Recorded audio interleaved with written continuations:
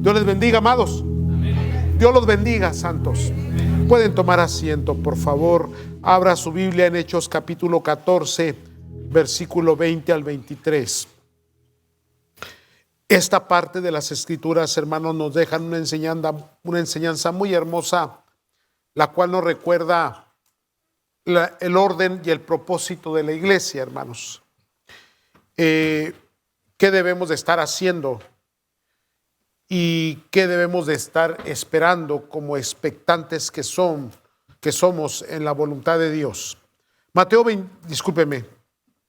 Hechos 14, 20 al 23. ¿Lo tienen, amados? Quedamos en la última exposición, hermanos, antes a esta escritura, que Pablo había sido apedreado y tomado por muerto. Creyeron que estaba muerto. Él se levanta y dice la escritura que al siguiente día se va con Bernabé a seguir la obra del Señor, hermanos, de una manera sobrenatural, increíble. Hablamos de cómo es posible que un hombre que es tomado por muerto o que creyeron que lo habían después de haberlo apedreado, habían considerado que ya no tenía vida. Él se levanta y al siguiente día sale a su trabajo, a su obra que Dios le ha encomendado, hermanos. Sin reclamos, sin enojo, sin ira, sin sed de venganza por lo que recibió, sino más bien, hermanos, con gratitud por lo que Dios le cuidó y Dios le levantó, hermanos. Leemos, hermanos, el versículo 20. ¿Lo tienen? Pero rodeándole los discípulos, se levantó y entró en la ciudad, y al día siguiente salió con Bernabé para Derbe. Después de anunciar el evangelio en aquella ciudad y de hacer muchos discípulos, volvieron a Listra, a Iconio y a Antioquía, confirmando los ánimos de los discípulos, exhortándoles. ¿Qué estaba haciendo? Confirmando los ánimos. Otra vez, como alguien que fue golpeado, que fue atacado de esa manera, ahora está dándole ánimo a alguien más. A ver, hermano, considere si usted, cuando está sufriendo la terrible tribulación que a veces pasa, ¿verdad? Porque, ¿verdad? Todavía tiene ánimo para animar a alguien más. O siempre anda tan desanimado y tan cansado y tan fatigado que necesita que alguien le dé cuerda. Vamos a la escritura mejor. Exhortándoles a que permaneciesen en la fe y diciéndoles: es necesario que a través de muchas tribulaciones entremos en el reino de Dios. Y constituyeron ancianos en cada iglesia, y habiendo orado con ayunos, los encomendaron al Señor, en quien habían creído. Qué interesante esa escritura, hermanos. Vuelven a recorrer las ciudades, hermanos, que fueron lugares donde estuvieron predicando y levantando grupos, iglesias, donde evangelizaban, hermano, ganaban las almas y luego las reunían y luego los discipulaban. Entonces, amados, yo creo que aquí tenemos cinco fundamentos del trabajo de la iglesia, hermanos. Se los menciono así rápidamente y luego los examinamos cada uno. Primeramente es hacer discípulos. Dice la escritura que ellos estaban haciendo discípulos. Luego después, hermanos, volvieron otra vez a recorrer las mismas ciudades para confirmar los ánimos de los discípulos. Tercero, a estos mismos que confirmaban los ánimos de ellos, hermanos, también les exhortaban a que permaneciesen en la fe. Número 4, hermanos, les traen una advertencia de que van a entrar al reino de los cielos atravesando, teniendo la experiencia de muchas tribulaciones. Y número 5, hermanos, ayuno y oración. A ver si estos 5 puntos que nos está señalando de la actividad de la iglesia, de los obreros, de los apóstoles, es parte de la actividad de la iglesia de hoy. Piense por un momento, hermanos. Y si hacemos un autoexamen de la iglesia en estos tiempos, vamos a encontrar que lo que estamos mencionando aquí, ninguna de estas actividades vienen a ser parte de la experiencia de la iglesia moderna, hermanos. Observe bien, comenzamos con el primero rápidamente, para irnos rápido, hermanos. Observe bien que ellos andaban discipulando, ganaban la gente para Cristo Jesús, la reunían, y resulta que Pablo y Bernabé se quedaban un tiempo o intentaban hasta que eran expulsados o eran puestos en la cárcel o eran apedreados, como en el caso de Pablo, hermanos. Pero trataban de quedarse el mayor tiempo posible para enseñarles. En la enseñanza está un discipulado. Y mire bien que esta palabra discípulo, discipulado, ya no es parte del vocabulario cristiano. Tenemos creyentes, tenemos simpatizantes, tenemos miembros, tenemos personas que asisten a la iglesia. Pero discípulos no los tenemos. El discípulo, hermanos, es aquella persona que recibió a Cristo, se convirtió en un creyente de Cristo, pero después, hermano, fue sometido a la instrucción, la enseñanza de la palabra de Dios, que hizo que su carácter se fortaleciera, que entrara en conocimiento y en sabiduría de la plenitud de Dios, para luego ese conocimiento aplicarlo en el servicio, buscando ser igual a Cristo Jesús. Porque el discípulo es aquel que es o que quiere ser igual a su maestro. Y Cristo es el maestro por excelencia. Él es nuestro Salvador. Él es nuestro rabí, nuestro maestro. Él es, hermano, nuestro Redentor. Es nuestro Señor. Y la palabra de Dios nos exhorta a que a la misma imagen de Cristo estamos buscando nosotros llegar a esa plenitud, altitud, a ese carácter, a esa personalidad. Ser como Cristo es nuestro propósito. ¿Cómo se logra? A través del discipulado. Entonces las personas se han vuelto participantes de una iglesia porque llegan y se les da una bonita, hermosa ministración, escuchan unas bonitas historias, una hermosa palabra que trae aliento, que trae, hermanos, algún tipo de ánimo, que me hace sentirme bien, que me dan algunas promesas de que Dios me va a bendecir, y etcétera, etcétera, hermano, que lo que les mencionaba el domingo. A veces todo, hermano, se concentra en la necesidad personal de cada individuo. Un cristianismo muy egoísta, un cristianismo que tiene que ver qué hay para mí. Y siempre me encuentro victimizado. Porque la iglesia no es suficiente, porque los hermanos no me amaron, porque fui despreciado, porque me fue mal, por cualquier situación, cualquier circunstancia. Y eso nos impide a convertirnos en discípulos y servidores de Cristo Jesús, amados. Pero hay que entender algo. Cuando el Señor Jesús les dio la gran comisión a sus discípulos, se los dijo en Mateo 28, 19. Por tanto, id y haced discípulos. No dijo creyentes, no dijo simpatizantes, no dijo personas que tengan cierta inclinación por la fe cristiana. No, dijo vayan a las naciones y hagan discípulos.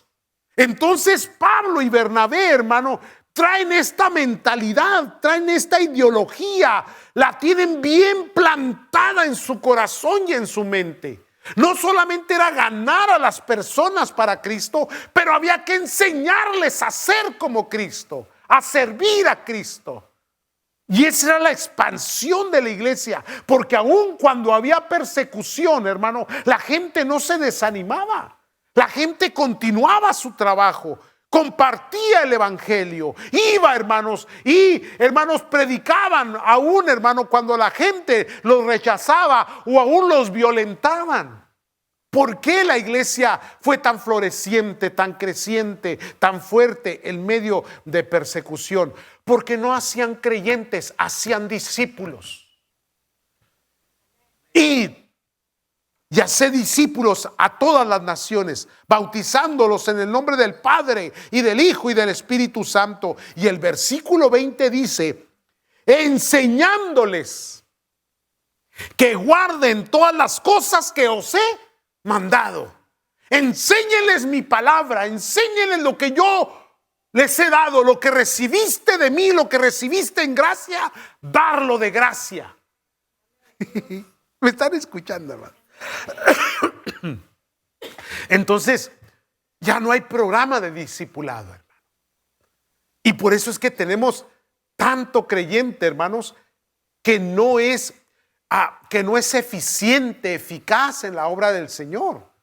Sí, son participantes de culto, pero que tengan, hermanos, el deseo de verdaderamente compartir el evangelio de Cristo Jesús, de ganar las almas, de enseñar a otros, de instruir, de ser ejemplo. Estamos, hermanos, en mucha escasez. Y se cumple lo que el Señor Jesús decía: orar al Señor de la mies para que envíe obreros a su mies. Pero ¿de dónde vamos a sacar esos obreros? El obrero sale del discipulado. De ahí Dios levanta a los ministros, a los pastores, a los misioneros, a los evangelistas, a los maestros. Entonces, amados de Dios, ¿qué es lo que hacía primero? Hacer discípulos. Luego volvían, hermanos, y el número 2 es confirmando los ánimos de los discípulos, porque ciertamente por muy fuerte que seas y por una fe convincente que tengas y por una cimentación espiritual que tengas bien firme en Cristo Jesús, la carne es carne. Hay desánimos, hay desalientos, hay momentos de frustración, hay momentos de soledad. Todo el buen servidor de Cristo Jesús va a pasar por esos momentos. No sucede. Pero entonces, allí es, hermano, donde aparece la iglesia, en donde hay hombres y mujeres de Dios que traen ánimo.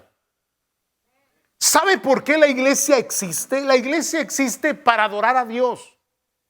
La iglesia existe para predicar a Cristo.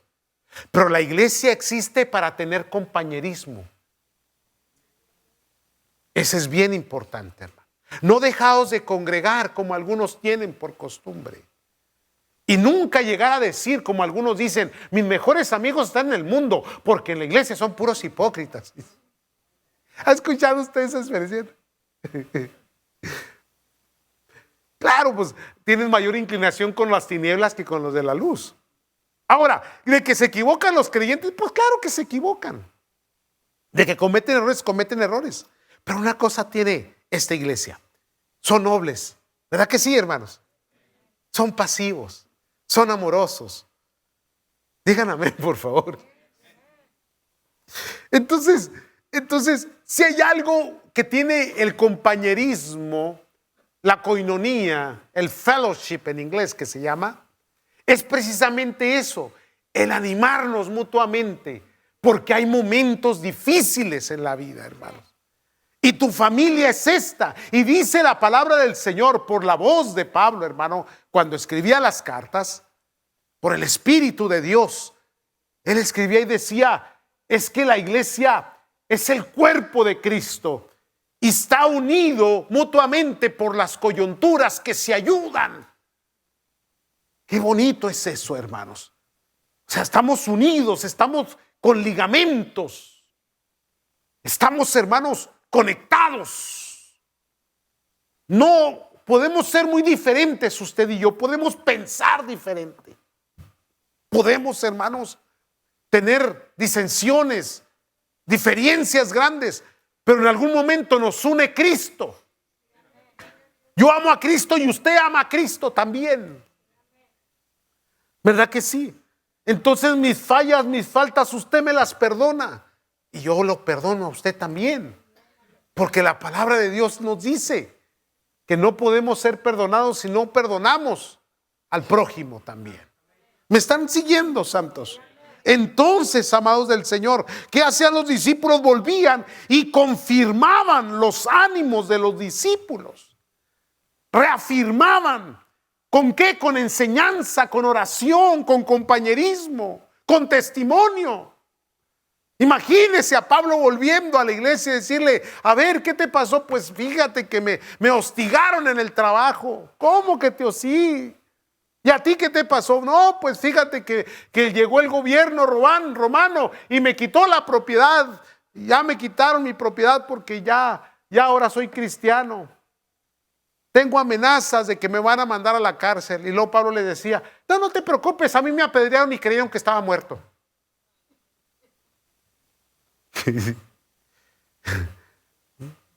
Amados del Señor, ¿qué desanima al pueblo del Señor hoy? ¿Qué tan distraído está el pueblo del Señor? ¿Qué tan desubicado está el pueblo del Señor? Que en algún momento, hermanos, cualquier pequeña adversidad lo hace rendirse y abandonar su trinchera.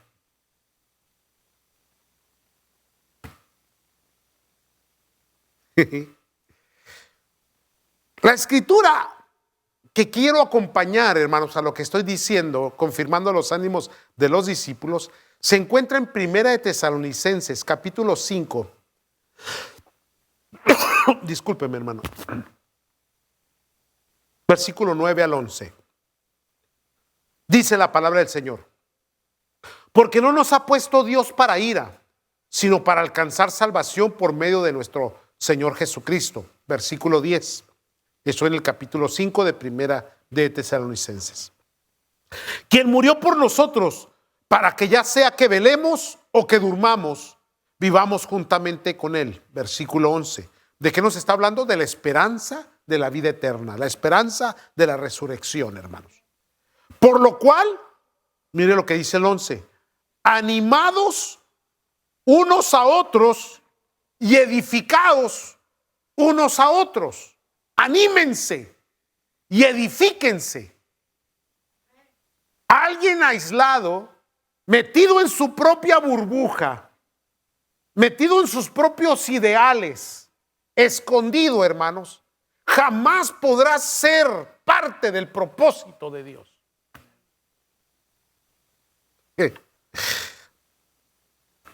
Hay gente que entra en una mala experiencia y cae en desánimo. No es el momento para aislarse, para esconderse.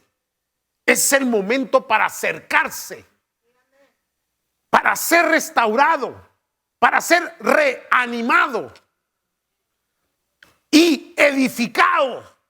Edificando, hermanos, su conocimiento, su fe, su convicción, con el testimonio de los hermanos, con la oración de los hermanos, con el consejo de los hermanos, con el amor de los hermanos, con la paciencia de los hermanos, para aquellos que todavía siguen cometiendo los mismos errores. Paciencia, hermanos. Ayudar. Siempre tener un poco de misericordia, un poco de compasión por el prójimo. Y reedificar, y ayudar, y levantar, y juntar. No desparramar, juntar. ¿Me están escuchando, santos? Entonces, hacer discípulos y luego confirmar los ánimos de los discípulos.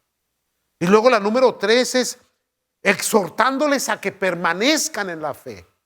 Y esta exhortación no se puede interpretar como un regaño.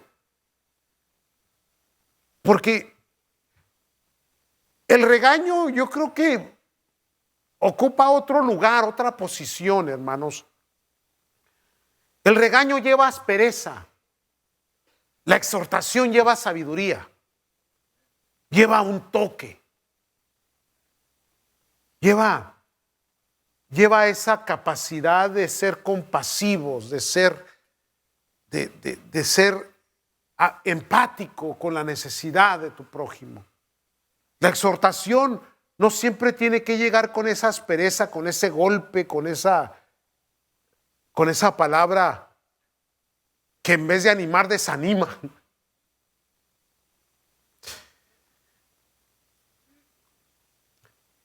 No se tiene, hermanos, que decir la verdad con crudeza, con sarcasmo, con la intención de dañar o de alejar.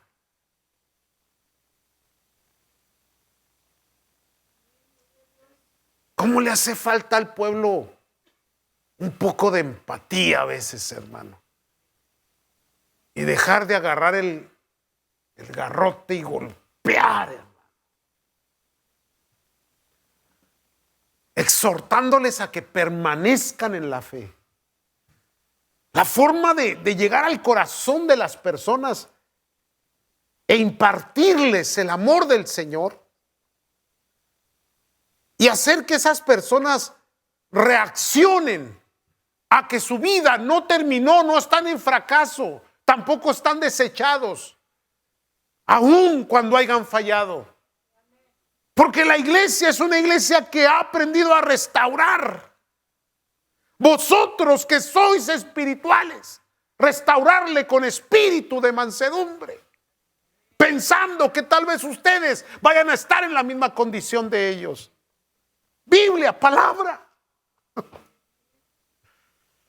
Pero nosotros los latinos somos bien rajaleña. En cuanto tenemos la oportunidad, agarramos el garrote. Por fin, hasta que te tengo en mis manos. Bastante tiempo estuvo buscando la oportunidad. Déjenle leo 3 escrituras, 2 de Timoteo 4, 1 al 5. ¿Sí? Son muchas, pero nomás elegí unas nada más para recordarles qué es lo que la iglesia debe de estar haciendo. La iglesia debe de estar haciendo discípulos, debe de estar confirmando los ánimos de aquellos que hizo discípulos y hay que estarles exhortando a que permanezcan en la fe. Y luego dice el capítulo 4 de 2 de Timoteo, el versículo 1. Te encarezco delante de Dios y del Señor Jesucristo, que juzgará a los vivos y a los muertos en su manifestación y en su reino. Versículo 2, pongámosle atención. Que prediques ¿qué? La palabra. No fábulas, no cuentos, no chistes, no, la palabra. Predica la palabra, hermano. Y tal vez por eso la gente a veces como que no le gusta mucho la iglesia porque ya van otra vez a la palabra. Cuénteme un cuento chino, cuénteme algo que me anime. El ánimo que te puedo dar desde una perspectiva de un cuento, de una historia de alguien, hermano, va a ser pasajera en tu vida, en tu corazón. Pero si el ánimo lo recibes del Espíritu Santo por la palabra, vas a permanecer, hermano. Van a venir tribulaciones, dificultades, y tú vas a seguir adelante. Pero si te la doy por el otro, ese ánimo lo recibes por medio de una bonita historia, hermanos. Créeme, te va a fallar en el camino. Te va a fallar. Te vas a quedar a la mitad, hermano. Porque hay que darte cuerda otra vez. Y hay que contarte otro cuento, otro chiste o algo más para que puedas continuar la miseria o la miserable vida cristiana que has aprendido a llevar. Cuando Dios nos ha llamado a ser victoriosos, santos. Me están entendiendo, ¿verdad que sí? Ok, no se ofenda, estoy tratando de explicarlo. Dice, que prediquen la palabra, que instes a tiempo y fuera de tiempo. Aquí viene, redarguye, hay que redarguir, reprende, hay que reprender, exhorta, pero cuando exhorta, exhorta con toda, esa es la palabra, paciencia, hermano, paciencia. Otra vez, no tiene que ser áspera. Yo le dije a usted que yo le aprendí esto a un viejo predicador a ver si me recuerdo bien, de la Iglesia Santa Pentecostés, de allá de México. Ese anciano me dijo, mira, yo estaba comenzando en el ministerio y me dijo, mira, cuando te subas al púlpito, agarra el chicote. Sí, dice, y dales a las ovejas. Pero en la punta del chicote, ponle un dulcecito. Para que cuando les dé, dice, el chicote les golpea, pero en la punta lleva un dulcecito. Cuando están diciendo, le metes el dulcecito. Y mientras les duele, están. Lo que él me quería decir era esto. No tienes que golpear para que la gente entienda. Y casi todos venimos de ese contexto en donde se nos golpeaba. Y esto producía en nosotros dureza y aspereza, y cuando quisimos discipular, quisimos aplicar el mismo método y nos dimos cuenta que no funcionó, menos con las nuevas generaciones. Bueno, amados, exhorta con paciencia, con sabiduría, con diligencia. Que tus palabras sean medidas, sean sazonadas con el amor de Dios. Que les duela, sí, porque tiene que doler, tiene que arder, pero no tiene que sangrar. ¿Alguien me escuchó? Dice, exhorta con toda paciencia y doctrina, porque vendrán tiempo cuando no sufrirán la sana doctrina, sino que teniendo comezón de oír, se amontonarán maestros conforme a sus propias concupiscencias, y apartarán de la verdad el oído y se volverán a las fábulas. Pero tú sé sobrio en todo, soporta las aflicciones, haz obra de evangelista, cumple tu ministerio. Amén. Haga obra de evangelismo y cumpla su ministerio, hermanos. Sí. Luego la número 4. Otros malinterpretan esa escritura cuando Pablo dijo que por muchas tribulaciones vamos a entrar al cielo, como si se pagara el cielo por las tribulaciones. No, el cielo está pagado por el sacrificio de Cristo. Pero en la predicación y en la enseñanza, por eso es que mucha gente le saca la vuelta al compromiso. Hay dificultades, hay angustia y hay sufrimientos. El que quiere servir al Señor va a encontrar dificultades. Se va a afrontar al enemigo de sus almas. ¿Por qué? Porque el enemigo no quiere que tu familia venga a los pies de Cristo. Él no quiere que tus hijos, que tus padres vengan a los pies de Cristo. Entonces, de alguna manera, inconscientemente, casi todos los creyentes modernos de este tiempo hacen una negociación inconsciente con el enemigo. ¿Cuál es la negociación inconsciente? La negociación inconsciente es esta. Mira, diablo miserable, yo no me meto contigo, pero tú no te metas conmigo. Y el diablo contento dijo, miserable soy, está bien, ¿verdad? Tú no te metas a predicar el evangelio, a compartir la palabra o a servir a Cristo y yo te dejo en paz. Sé buen cristiano, ve a la iglesia, gózate, alégrate, pero ni se te ocurra hablar del nombre de Cristo Jesús, porque salva a la gente. Entonces, nos hemos dado cuenta que ahora la iglesia, hermano, ha entrado en un método, en un sistema en el cual estamos todos metidos en esa burbuja interna en la cual estamos en entretenimiento, estamos en trabajos, en compromisos, pero nada de esto tiene que ver ni con el discipulado, ni con la gran comisión. ¿Alguien me está entendiendo, hermano? Ahora, ¿qué pasa cuando alguien sale de la burbuja y dice, no, es que no me puedo conformar a este mundo? Tengo que transformarme por medio de la renovación de mi entendimiento. Y se sale y dice, no, yo voy a predicar a Cristo. Y les voy a hablar del Señor. Y no me voy a conformar al pecado de este mundo. Y voy a levantar bandera y voy a hacer que se proclame el nombre del Señor. Y voy a adorar a Dios. Oh, las legiones del mismo infierno se te echan encima, hermano. ¿Y qué comienzan? Las dificultades. Comienzas a financiar a los misioneros, comienzas a tener pasión por las almas perdidas, comienzas a servir al Señor en lo mejor que tú puedes. Obviamente, inevitable es advertencia de muchas tribulaciones, y así entraremos al reino de los cielos. No porque se alcance la salvación por las tribulaciones, sino porque al servir a Cristo recibimos tribulaciones. Porque nuestro galardón no está en esta tierra, sino en el cielo. Nuestra coronación no está aquí en esta tierra, sino en el cielo, hermanos. Y la gente está preocupada por su galardón y por su coronación aquí en la tierra. Por lo tanto, la negociación con el enemigo sigue en pie. Y es algo inconsciente que la iglesia cristiana ha hecho en los últimos años. Y de repente aparece un remanente, un loco por ahí que dice, no nos conformemos a este mundo, vamos a echarle ganas, vamos a dar testimonio, vamos a orar, vamos a ayunar, vamos a buscar las almas, vamos a discipular, vamos a predicar el evangelio, vamos a levantar misiones.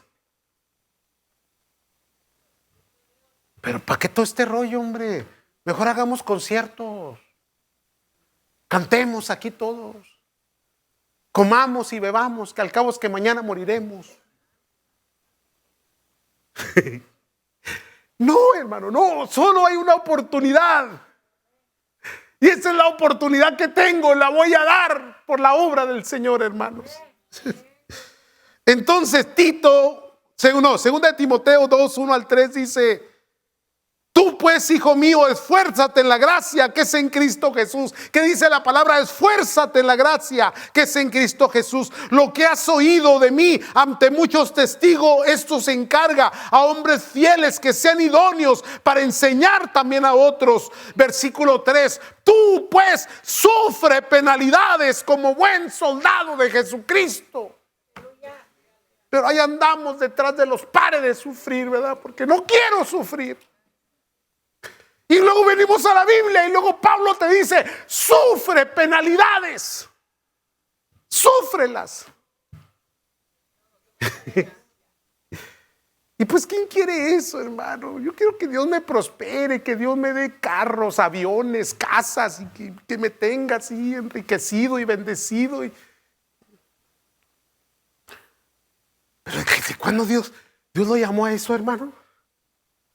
Dios lo llamó a hacer luz, a hacer testimonio, predicar la palabra, ganar las almas, a penetrar las tinieblas con la luz del Señor, con la espada del Espíritu, a pelear la buena batalla de la fe. Amén, amados. Y luego el último, hermano, que es el quinto, dice oración y ayuno. Con oración y con ayuno presentaban a los ancianos, o sea, a los pastores, y ponían un pastor en cada iglesia, hermanos. ¿Con qué? Con oración y ayuno. Otra que no, ya no se practica tampoco. Ay, no hable de esas cosas. ¿Qué es eso? Ayuno. Oración. Son prácticas que ya son históricas, irrelevantes. ¿Quieres saber qué tan fuerte es la oración? Véngase mañana, para que mire los 3, 4 hermanos que estamos aquí. A veces, no se crean, no, a veces sí llegan 10, 12, 15. Venga el domingo en la mañana y encuentra con tú y chiquillos hasta 600 personas. Sí, servidores, chiquillos, el grupo de aquí, el grupo de allá. Pero venga el jueves a la oración y al ayuno. Aleluya.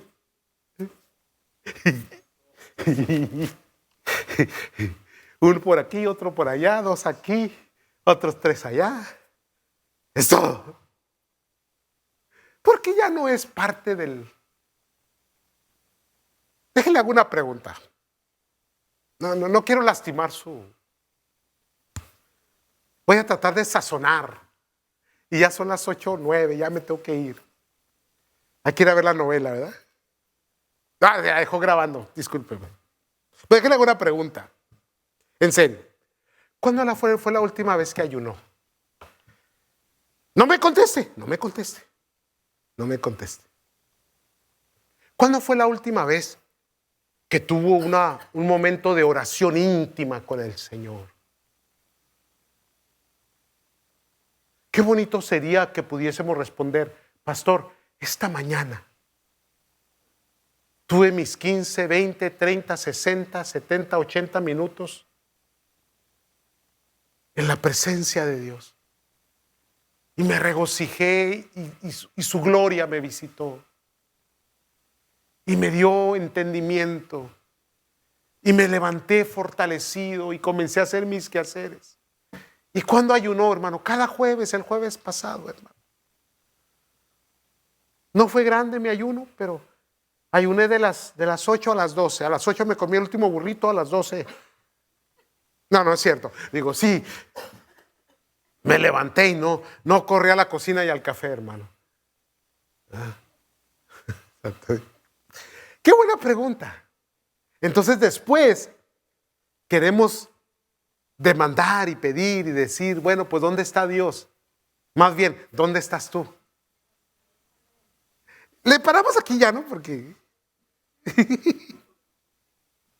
amados del Señor, seamos fervientes servidores del Señor, amados. Hagamos lo que la Biblia dice que tenemos que hacer. No te dejes llevar por las corrientes cristianas, por el nuevo sistema ecuménico. No te dejes llevar, hermano, por lo que el mundo dice, por las discusiones y los argumentos que hay en las redes sociales sobre el cristianismo o el no cristianismo, hermano. Olvídate de esas cosas. Tú tienes una Biblia, tú tienes un Dios, tú tienes un Salvador y tienes un propósito en Él. Quédese ahí. Quédese ahí. Amén, amados. Y echémosle ganas en el nombre de Cristo Jesús. Que ya Dios nos galardonará, ya Dios nos coronará allá en el cielo. Y si estamos pasando por tribulación, no se agüite, usted sígale, anímese. Si no hay un hermano que lo anime, váyase al espejo y dile, anímate, vámonos. Amén. Pónganse de pie, vamos a orar, porque si no cierro esto.